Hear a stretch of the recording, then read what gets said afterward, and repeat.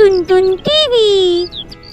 किसी जंगल में कालू कौवा अपनी पत्नी टुनटुनी के साथ रहता था। दोनों पति पत्नी अपने मोमोज का ठेला लगाते थे।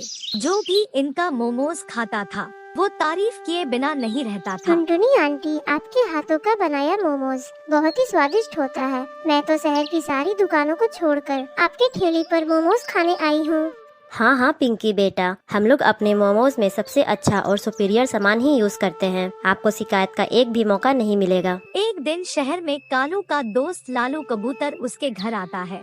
उनके मोमोज की बिक्री देखकर उसे जलन होने लगती है।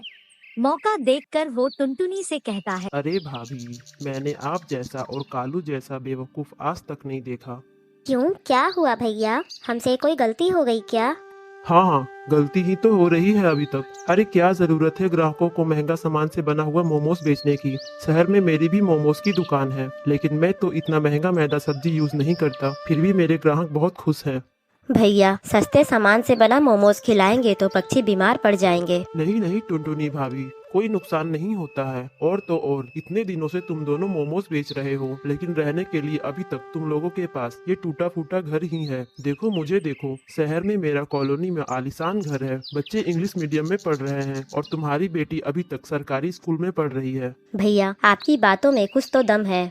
अरे भाई, मैं तो कहता हूँ तुम लोग थोड़ा सस्ता सामान अपने मोमोज में यूज करो और पैसे बचाओ, वरना पूरी जिंदगी मोमोज में ही कट जाएगी। तुम लोग को अपनी बिटिया की शादी अच्छे घर में करनी है कि नहीं? लालू की बातें सुनकर टुनटुनी के मन में लालच आ गई। हाँ भैया, आप बिल्कुल ठीक कह रहे हैं। सुनो जी, कल से हम सस्ता सामान खरीदेंगे। ये तुम कैसी बात कर रही हो टुनटुनी? सारे ग्राहक बीमार पड़ जाएंगे। तुम तो चुप ही रहो जी, ऐसा कुछ भी नहीं होगा।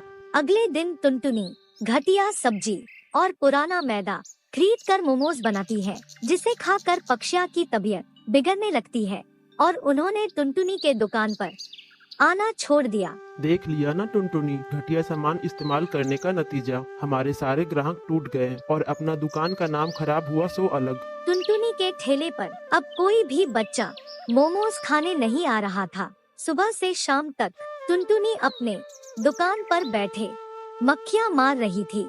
अरे ओ झुमरी कौवी, उधर कहाँ जा रही हो? मेरी दुकान के मोमोज खाओ, बहुत स्वादिष्ट है। कई दिनों से तुमने मेरे दुकान पर आना ही छोड़ दिया। नहीं, मुझे तुम्हारी दुकान के घटिया मोमोज खाकर अपनी तबीयत खराब नहीं करनी। एक बार तो मेरी तबीयत तुम्हारी मोमोज खाकर बिगड़ गई थी। बहुत पैसे लगे, तब जाकर मेरी तबीयत ठीक हुई। फिर से मैं वही गलती नहीं करूँगी। अपनी मोमोज अपने पास रखो। धीरे धीरे कई दिन बीत गए और टुनटुनी की दुकान बंद हो गई। वो दर दर के ठोकर खाने लगी। इस तरह से पैसों की लालच में आकर अपने ही पैरों में कुल्हाड़ी मार ली। दूसरी तरफ लालू कबूतर उनकी दुकान का ऐसा हाल देखकर बहुत खुश था। टुनटुनी को अब समझ आ गया था कि थोड़े से पैसे की लालच में उसने अपना जमा जमाया काम खत्म कर लिया। इसीलिए बच्चों, हमें कभी भी लालच नहीं करनी चाहिए। जितना हमारे पास है हमें उतने में खुश रहना चाहिए।